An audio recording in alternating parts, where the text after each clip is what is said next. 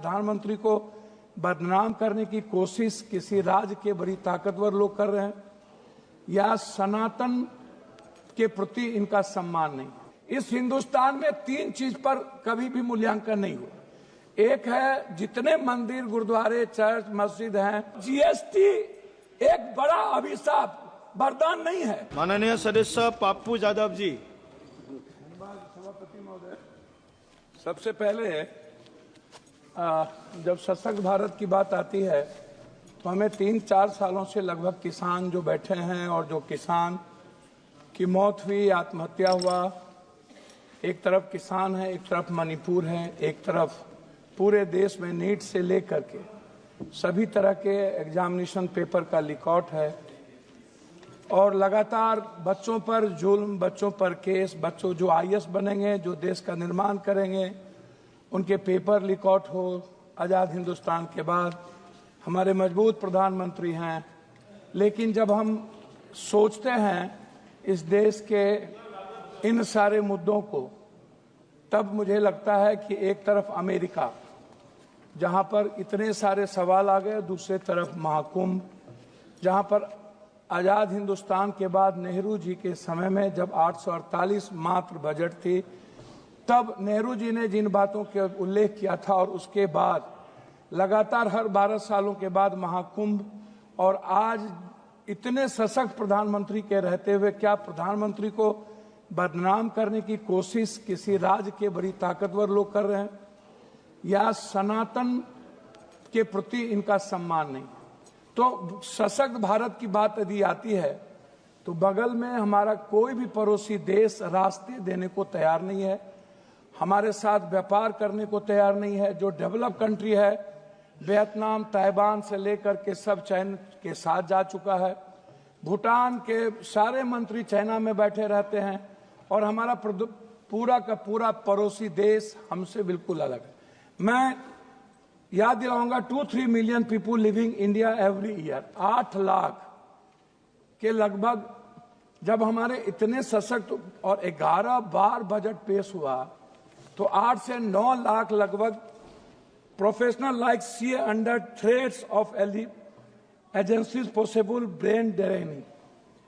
मैं no relaxation और tax reason more than 30% people ITR in old scheme discouraging investment and saving. आप जब देखेंगे मानवर, मैं 3 लाख सबसे ज्यादा कर्ज आप उठा करके देखिए कि इस भारत पे लगभग 2024 में भारत पर विदेशी कर्ज 711.8 अरब डॉलर, मतलब 1,96 लगभग करोड़ का हम पर कर्ज है। जो यह कर्ज क्या भारत चुका सकता है? तो मेरा आग्रह सभापति महोदय आपसे है, इस हिंदुस्तान में 3 चीज पर कभी भी मूल्यांकन नहीं हुआ। एक है जितने मंदिर, गुरुद्वारे, चर्च, मस्जिद हैं, हम एक मंदिर की बात करें, गुरुद्वारा और चर्च और मस्जिद की बात छोड़ दें तो 3.5 से 4 लाख करोड़ रुपया मंदिर में डिपॉजिट है। गुरुद्वारे अलग है, अन्य मंदिर अलग है, अन्य चीज अलग है। क्या हम उस पैसे पर जो जिस कर्ज है आज, क्या हमारा वित्त मंत्री उस पैसे पर कोई निगरानी नहीं रखता? क्या उस पर कोई टैक्सेस की बात नहीं आती? 2 दिन का खाना खिला करके क्या हम उसको पूरी फ्रीडम दे देंगे?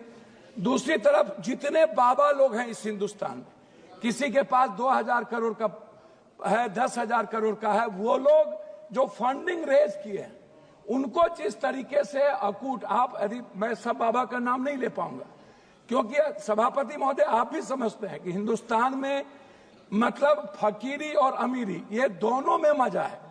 और जिस तरीके से बाबा लोगों ने इस देश को एनजीओ के माध्यम से, एनजीओ भी है लगभग 33 लाख करोड़, तो एनजीओ का क्या कारण है कि एनजीओ पर किसी भी तरह का टैक्सेस या हमारे गवर्नमेंट का रिलैक्सेशन फ्रीडम है जिस तरीके से उसको लूटने की, उस पर हमारा अंकुश नहीं है।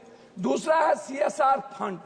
CSR फंड, आप बड़ी बड़ी जो कंपनियां हैं, बड़े बड़े जो हमारे ही सरकारी कंपनियां हैं, वो CSR फंड क्या करती है? सभापति महोदय, वो कहां लगाता है, किसको देता है, किस एमपी के क्षेत्र में बात करके। अध्यक्ष सभापति महोदय बात तो करने दिया। हम इतना 9 बार तब बेकार, मेरा कुछ नहीं कहना अध्यक्ष महोदय।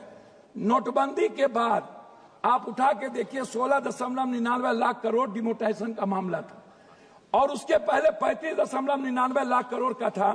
आज भी 35.99 लाख करोड़ का है। कितने लोग मरे यदि आप घंटी बजा दिए हैं तो मैं बोल नहीं पाऊंगा।